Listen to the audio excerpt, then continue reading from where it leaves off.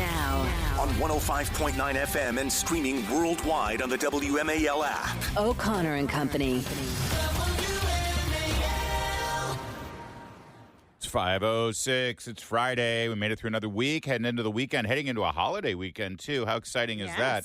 But, boy, there's a lot of news to cover, lots of changing landscape ahead of us as the Trump transition team continues to go. And, yes, as you probably heard, the first casualty of Trump's appointments, Matt Gaetz, dropping out. We'll get to all the details of that in a moment. Also, you may have seen the police chief of Herndon lamenting the rape at the hands of that illegal immigrant in her town, first rape in over a decade. Police Chief Maggie DeBoard from Herndon is going to join us later in the program to discuss that. 7:15, Dr. Jennifer London. At 7:35, Bram Weinstein on the Commanders game this weekend and on a championship up for grabs for a professional Washington team this weekend. Also at 8:05, Tom Fitton, Judicial Watch. It's Larry O'Connor with, hey, you're Patrice Onwuka. I know you. Good morning, Larry. Happy Friday. You know, How did that happen? I asked you, you could call me Lappy, but not on the air, okay? We've had this conversation. No, we have not. You are a Larry. But I was saying happy Larry, and I think I just fused the two words together. Lappy. Matt Gaetz, yes. So here's the progression of how things worked. On Wednesday, Matt Gaetz visited the Senate office buildings here in Washington, D.C. He was accompanied by Vice President-elect and current Senator J.D. Vance. He met with senators to sort of, get to know you. Let's talk about the process, get your advice, and, of course, behind closed doors to find out if there were any concerns or any red flags. Yeah. What's the story? Am I going to have opposition from you? And after his meetings on Wednesday, reporters asked how it go. He said, I'm feeling great. I'm feeling great, feeling confident. Within 18 hours yesterday, Matt Gaetz issued a statement saying that he was going to withdraw his name from consideration. And it appears as though it's because it became clear to him that he just did not have the votes. He was one vote shy, in fact, it looks like. And the question was, do you go to the mat? Do you fight? Do you go to committee and actually have this protracted confirmation process move forward, or do you drop out now? And the question is, well, because what we kept hearing about Matt Gaetz was that Trump liked him because he would fight. Well, we keep hearing about the Brett Kavanaugh hearings, which is probably one of the ugliest confirmation hearings we've seen in decades in this town, that Trump stood by Kavanaugh because Kavanaugh went out there and fought for himself, right? And everyone assumed Matt Gaetz would fight for himself, too. That's sort of his brand, right? Well, according to Jonathan Swan, take it for what it is, but he's usually pretty well-sourced. He's at the New York Times now. He used to be at Axios. He says Matt Gaetz told people close to him that he concluded after conversations with senators and their staffs that there were at least 4 Republican senators who were implacably opposed to his nomination.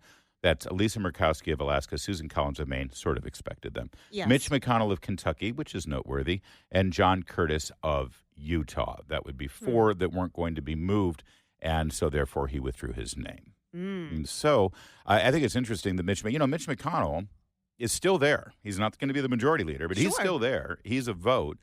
It's an influential vote probably. That's right. But also, he's experienced some pretty harsh criticism from the likes of Matt Gaetz over the last several years. And, well, this is politics. And I know a lot of people would say, well, he should show fealty to Trump and the president coming in, and it doesn't matter his personal feelings. He should just vote and support Trump's nominees. And I would say you're probably right about that. But Mitch McConnell disagrees. And as long as Mitch McConnell has that vote, Mitch McConnell's going to do what Mitch McConnell's going to do.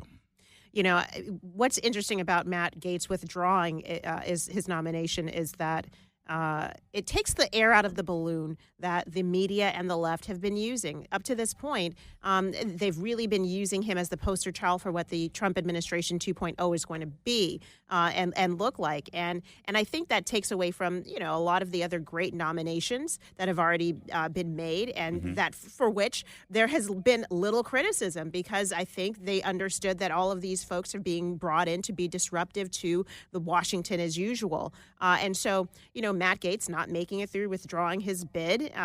It takes a lot of the air out of the MSNBC, CNN, View crowd. Maybe they'll just shift right to Pete Hegseth, or they've got 5 to work with. They've got a few. They've still knocked Tulsi Gaetz. Gabbard. They've got Tulsi Gabbard. They've got RFK. They've got Kristi Noem.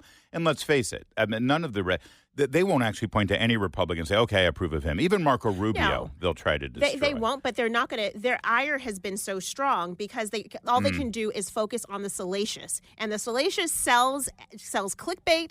The salacious gets headlines. And the salaciousness is just those sexual assault allegations or the sexual whatever allegations the sexual that activities have been made. And so, yeah, it's interesting. Marjorie Taylor Greene put out a tweet yesterday morning saying, oh, you really want to go after somebody's personal life, Republicans? Okay, then let's have it all out. Let's talk about the slush fund that's set up right now in the House to pay off sexual abuse and sexual misconduct allegations with non-disclosure agreements. You call those hush money payments? Sure. Let's talk about it. And by the way, why do we still not have the details from the Jeffrey Epstein list? Why don't we talk about that? That's what Marjorie Taylor Greene said. Within hours, though, Matt Gaetz did, in fact, withdraw his name. So whatever fight people were hoping to see, it won't happen, at least with Matt Gaetz in the center of it. His replacement will be Pam Bondi, Attorney General of Florida. We can get into the details of her in a minute. But I also want to point out one other sort of behind-the-scenes inner workings here in Washington, D.C. as specific to the Matt Gaetz nomination. I don't know if you saw this, but there were a couple of Republican House members who came out yesterday and said, yeah, this guy shouldn't be anywhere near the Justice Department. Members of the House. Now, were they prominent members? Not really, but it doesn't matter because here's the thing. Members of the House don't have a say in this. So they don't. Every single Republican in the House of Representatives could say we're against Matt Gaetz, and it really wouldn't matter.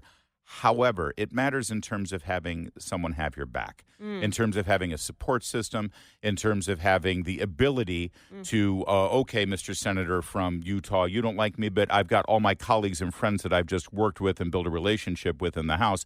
They're members of Congress from Utah. They're, have the same constituents. Maybe they can accompany me to this meeting in your office. They've got Matt Gaetz doesn't have that. I don't think it can be overstated how loathed he is within the House of Representatives. And there's a very important reason why.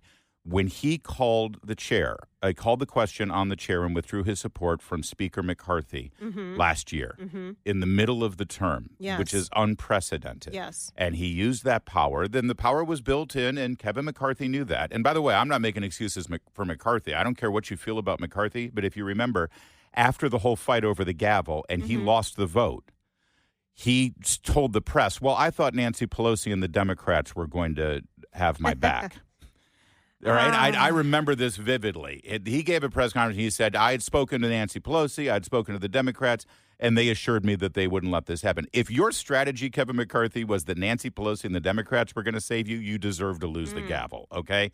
So I'm not making excuses or apologies for anybody. All I'm telling you is the truth. And the truth is that Republicans in the House, a huge number of them, have their seats in the House because of Kevin McCarthy. Kevin McCarthy, for the last decade, has raised oodles and oodles of. You may not like the fact that people get to Speaker because they raise money, but that's what happened. A ton of members of the House have their seats in the House of Representatives because Kevin McCarthy recruited them, because Kevin McCarthy raised money for them, and because Kevin McCarthy campaigned for them. And then when Gaetz threw McCarthy under the bus like that and ripped the gavel away from him, they were angry. You remember the scenes of all those Republicans screaming?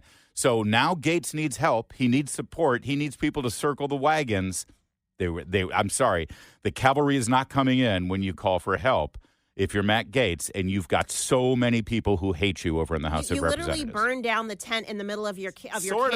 And again, Trump picked him because he wants someone to burn down the tent. Yeah, but we still have a process. In the right camp. You don't burn down the tent in your own camp, right? Yeah. And I think to your point, part of that at that time, it not only threw the House into turmoil, but now Republicans had finally gotten back in control. This was an opportunity to utilize that time to stop the Biden-Harris agenda, and instead, Republicans were were looking like, chickens with their heads cut off because they couldn't find a leader. And Matt Gaetz didn't have a backup plan. He didn't have someone to put forward. Yeah. And time again, we saw how protracted and long that speaker race ended up being. So I can understand the ill will on the House side. And the Senate obviously was looking at that. Gaetz would say, I take your point, but McCarthy didn't use his time with the gavel to push an agenda and actually do things proactively. He was just going along to get along. That was the argument at the time. It's still the argument now. I'm not taking sides in the argument. I'm just telling you, when Matt Gaetz could have used some support, he didn't get it, and it's because of what happened with McCarthy. That's just the reality of the situation. I'd love for somebody to tell me I'm wrong. A member of the House, please call in, let me know. You know I'm right. It's 5:16. Let's get straight to WMAL. Making sense of the news. Live From the Home Paramount Pest Control Studios. Home Paramount, the leader in pest control since 1939. So then the question, Patrice, is what happens with Matt Gaetz? What's he going to do? There's some who have been speculating that he could return to Congress. He retired or resigned his seat currently in the Congress, but he did just win an election. I don't know if he wants to go back to Congress. Maybe he wants to be eligible for Marco Rubio's open Senate seat. Maybe he wants to run for the Senate seat in 2 years. Maybe he wants to run for governor of Florida. I don't know. Or maybe Trump will make him a part of the administration outside of the Justice Department. Well, I can imagine that if he's placed in another administration role, he's going to find a way to get the headlines. So I don't see Matt Gaetz going quietly into the dark night. I'll put it that way. Probably not. And listen, one thing Trump, I think, liked about him is that he's good at going into the media and fighting. And also congressional back. hearings. He was an attack dog, taking on some of the big cabinet members right now in the Biden-Harris administration. He did a great job doing that. So maybe he'll want him as part of the administration. And by the way, a lot of people are speculating that this was all part of Trump's plan. This was Do you think so? To flush out the Republicans who weren't really on board for his agenda in the Senate, and now he's got the names. And the whole idea was to help Matt Gaetz drop the ethics charge in the House, and then I don't know. I have no idea. I mean, it could be that it's a weird thing to do, to have this be part of your administration's plan coming in when you've got the momentum, you've got the great headlines. You put up a guy who's going to get some negative press and then just have him withdraw before it even moves, 1 week past the nomination point.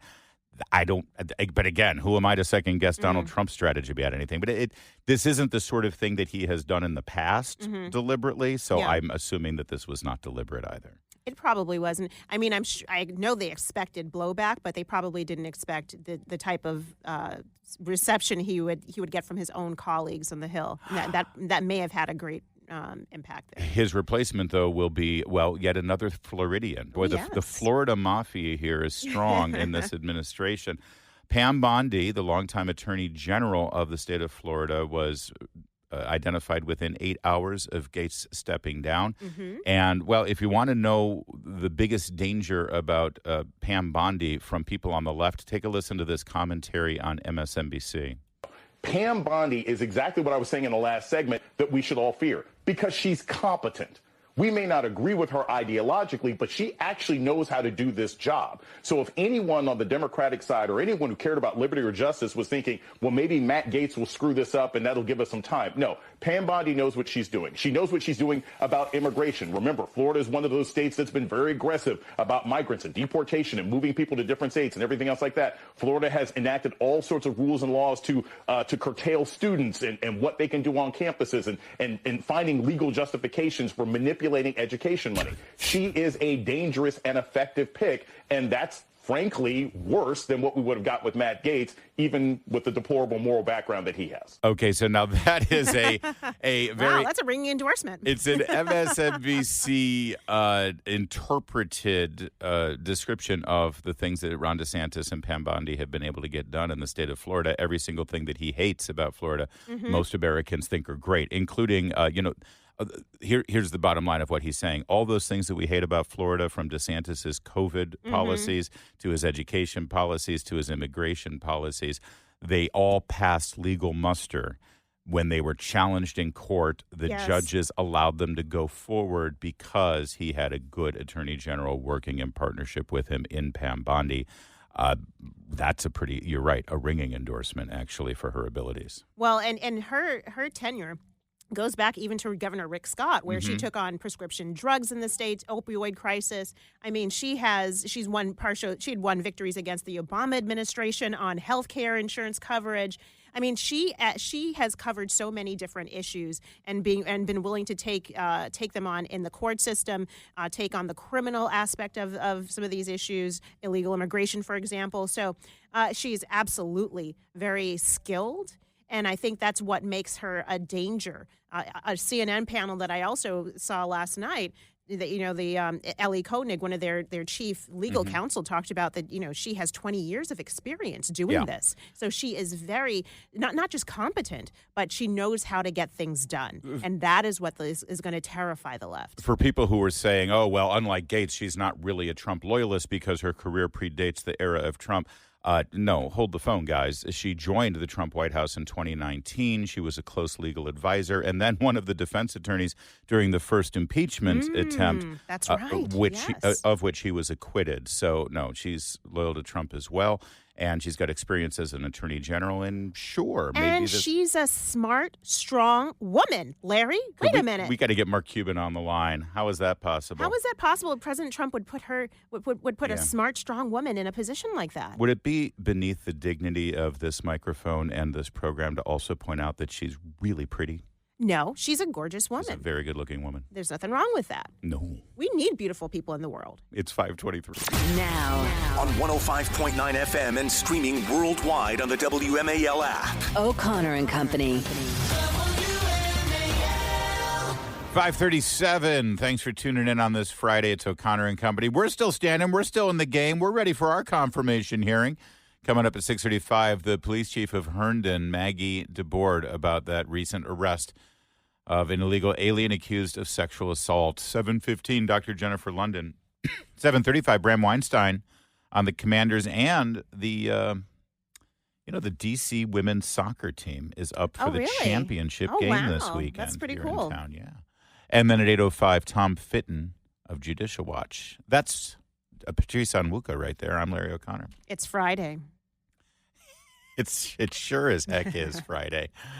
Well, as I mentioned, we've got the police chief of Herndon, Maggie DeBoard, joining us, and it's about this story.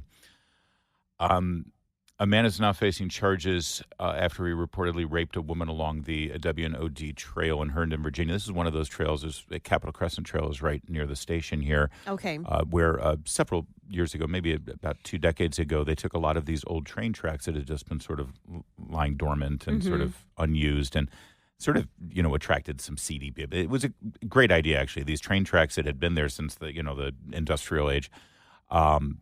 They converted them to running trails and hiking trails. They're great, and they're really fun. Gets people, fitness. They're already cleared out. You just remove the tracks. Exactly. Remove the tracks, Yeah. put in some asphalt, clean it up, maintain them, and it's become sort of a magnet for nature walks and fitness, and just That's a a great great way idea. for people of communities to be able to get together on these trails. And on that trail in Fairfax County, in Herndon specifically, a young woman was brutally attacked. And there was a string of these attacks, by the way. And, well, here's the Fox 5 report, picks it up after the arrest of this person. Police say a woman was walking along Washington and Old Dominion Trail Monday night after leaving a business in downtown Herndon. Then, in between Ferndale Avenue and Gray Street, they say Dennis Humberto Navarrete Romero grabbed the woman and raped her. She eventually got away. Authorities say Romero was arrested in a nearby parking lot minutes later. All right. Now, and a lot of people will, and it turns out that this person, Humberto Navarrete, was in the country illegally. And as you know, this comes on the same day that the guilty conviction came in on That's right. Yes. Lake and Riley's murderer. And he was also in the country illegally. And we've seen story after story. We had a story in Maryland where a mother of 5 was brutally murdered by an illegal immigrant, again, who was let in during, the Biden administration. Yes. Administration. Excuse me. Thank you. Yeah, the Biden administration.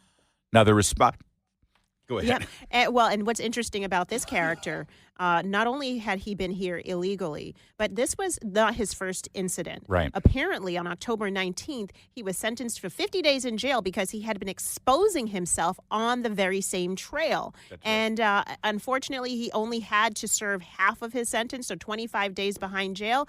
And just days later, guess what? That's when he committed this heinous rape. Yeah, and people will say, well, that's not exclusive to illegal immigrants. U.S. citizens and naturalized citizens and people with green cards who are here legally, they can commit these attacks too. True. Well, let's hear from the police chief about that. I am incredibly saddened and outraged that a crime like this could happen here in the town of Herndon. This is the only stranger rape that we have had in the town in my more than 12 years as chief of police. Thank you. Wow. So in 12 years that she's been here, she's never had this incident where a stranger just abducts a person randomly on the street and then commits a sexual assault against them. So all the people say, well, this is, the statistics show that immigrants actually commit fewer crimes. Well, okay, first of all, you're including legal immigrants.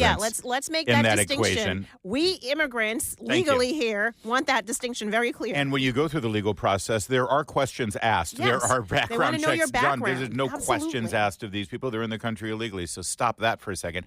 Secondly, any sexual assault, any kidnapping, any molestation, any indecent exposure, any murder, God forbid, committed by someone who isn't supposed to be here in the first place is one too many.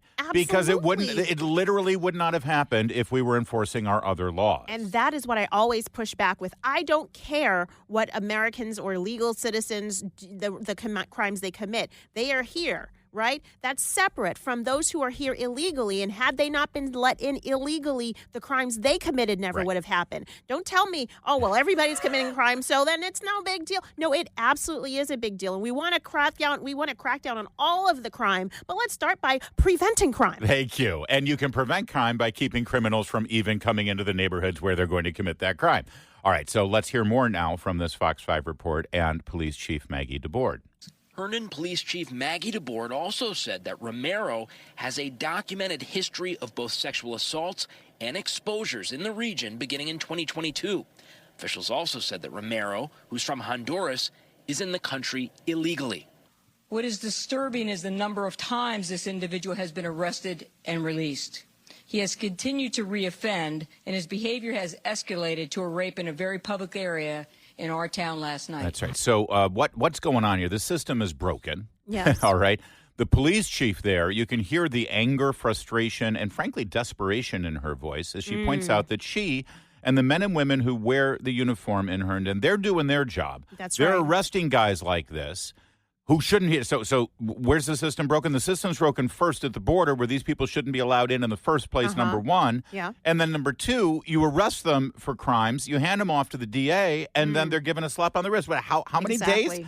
30 days of a 90-day sentence? No, 25 days of a 50-day sentence. First of all, 50-day sentence is nothing anyway. That's light, yes. Then For only a serves repeat 25 offender. days. And maybe it's me, but you're in the country illegally, you're arrested, you're given a 50-day jail sentence for indecent exposure. Maybe your next step should be into the hands of ICE so you can be deported. Thank you. So apparently reporting, ICE, officials reached out to ICE to figure out, okay, is he on their radar? Right. And what's the situation? I haven't seen that ICE has responded yet. Yeah, so, no response from ICE. So And we'll see. We'll have Maggie DeBoard, the police chief of Herndon, talk about this at 6:35. But Yeah. I will tell you, the answer is no, they're not on ICE's radar. You know why? Because Fairfax County, under Steve Toscano and under every Democrat who is on the Board of Supervisors in Fairfax County, have declared Fairfax a sanctuary county. So the law enforcement in that county are prohibited Yeah. from calling ICE saying, hey, we just got a guy. He doesn't have documentation. He was exposing himself sexually to innocent people. Yes. Come and get him out of this country. That's right. They're not allowed to do that. They should be allowed to do that. We'll ask the police chief if she wants them to do that. Later this morning on the Chris Plant Show, Democrats are demanding the Department of Justice not go after Fauci, Cheney, or MSNBC. 9 a.m. on WMAL. I am incredibly saddened and outraged that a crime like this could happen here in the town of Herndon. This is the only stranger rape that we have had in the town in my more than 12 years as chief of police.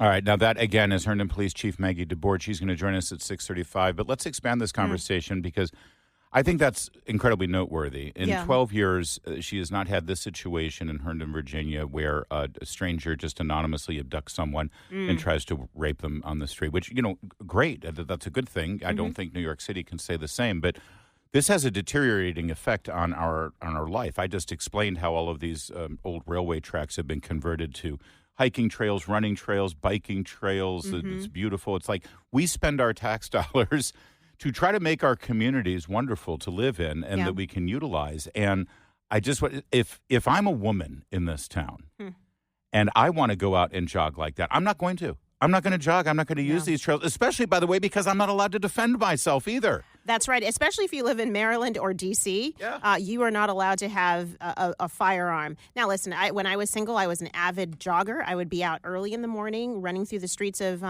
Maryland, D.C. I live right on the Maryland, D.C. line in Tacoma Park. And there are woody areas. Yeah. But, I always felt, I'm pretty safe. There's some cars passing by. This was about 10 years ago, 11 years ago. Yeah. maybe? Wow. It's been that long. Yeah. You've been married. I Yeah. was just going off the age of your kids. Yeah, 8, 9, something like that. Exactly.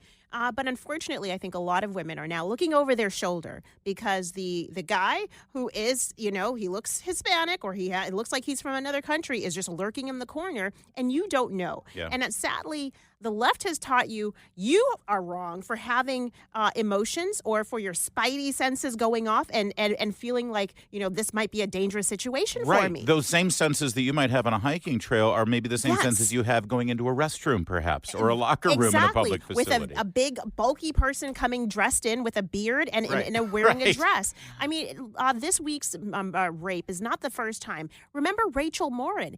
Here in the Maryland area, a mother of 5 out jogging and was raped, I believe murdered. That's right. Yes, she was murdered. And so this is not a unique circumstance. This is not a unique situation. But when President Trump back in 2015 was running and talked about the rapists and murderers coming into this country, everybody said that he was being racist. How dare you say that? How dare you call illegal immigrants rapists and murderers? But now we're seeing the consequence. And again, not everybody is. Right. That's but not the we do point. have a lot of them coming in, and they've been planted in our communities. Right. And what can you do as a woman who wants to defend herself, or as a regular person who wants to see their community and safe? so at the same time, they're not letting you defend yourself. At the same time, they're bringing in a criminal element. And by they, I mean Democrats who are in power, whose policies lead to this. That's right. I'm sorry. That's just the fact of the matter. It's not happening in Republican jurisdictions right now. Or if it is, the women in the Republican jurisdictions can conceal carry when they're out jogging. So they're bringing in this criminal element because of their policies. And at the same time, they're defunding the police. Yes. So even because That's they say, right. oh, well, you shouldn't be able to defend yourself, but don't worry, you can just call the police. Well, the police have been defunded, and they've been told that, and even if they do arrest them, they hand them over to a George Soros-funded district attorney, and they let them out on the street. And then on top of that, there's in some states, I'm thinking of Massachusetts where I used to live, the governor is telling you, we are not going to work with ICE. We're won't not cooperate with ICE. With the detainers. We're not going to turn illegal immigrants, violent criminals over to the federal enforcement. I'm over 6 foot tall. Yes. I'm a dude, and I've got kind of a husky build. Even when I lose weight and I'm fit, I still have like a husky frame, right? Yeah. So it doesn't occur to me necessarily. I mean, there's sometimes if I'm out there running and it's like someone's a little suspicious, but I never feel like I'm personally in danger. I'm just I've felt that before. Well, and that's what I'm wondering. It's like, Yes. and you have 2 small children, Absolutely. and I would think that and they're active, they're soccer kids, and I would think that you would want to go out and do stuff with them. But do you not do that anymore unless your husband is with you? Well, I'm much more careful. For example, during soccer practice, husband is coaching one of my son's teams, so I take the little one for a walk through a neighborhood that's not my neighborhood, and it's a little bit woody. And do I have second thoughts? Yeah, I'm like a little trepidation. I have my phone out just in case, but there are absolutely certain places I would definitely not go, and particularly if I do see some people who are hanging around, obviously people who are not unique to or local to the community hanging around. And I've seen, and I live in Bowie. Everybody knows that. I was going to say, you're in Angela, also Brooks, Prince George's County, which is the greatest place to live in Maryland. I have absolutely been seeing a lot of, I can't verify that whether they're here legally or illegally, but a lot of single men hanging on some of the corners. Right. Panhandling in Bowie. And I wonder, well, is anyone stopping them under, checking to make sure where are they coming from? Do they have documentation? And then if they find out that they don't, what happens to those individuals? Right. Because heaven forbid, I see a young woman walking down a path by herself. What exposure does she have, and how is she going to get help? And ultimately, even if those people who you observe are not criminals and they're not going to, commit any sort of violent crime, their presence there in the shadow of these other stories that have gone on will make it so that women like you or women like that young woman that might be out going for a jog will not do it, will not go out and do that, which affects our quality of life. And it means we can't enjoy the communities that we pay for as citizens and taxpayers because of this criminal element and because they have calcified and degenerated the basic system of law enforcement and prosecution in our communities. And then they've messed with our minds and told us that you are wrong for looking askance at somebody who could be creepy and could have sinister motives. Or for even having the conversation we're having, which any normal, reasonable person would have in light of the headlines and the reality that we're living in. All right, I'm looking forward to our conversation. It'll happen in about 45 minutes at 6:35 with the police chief of Herndon, Maggie DeBoard. It's 5:54.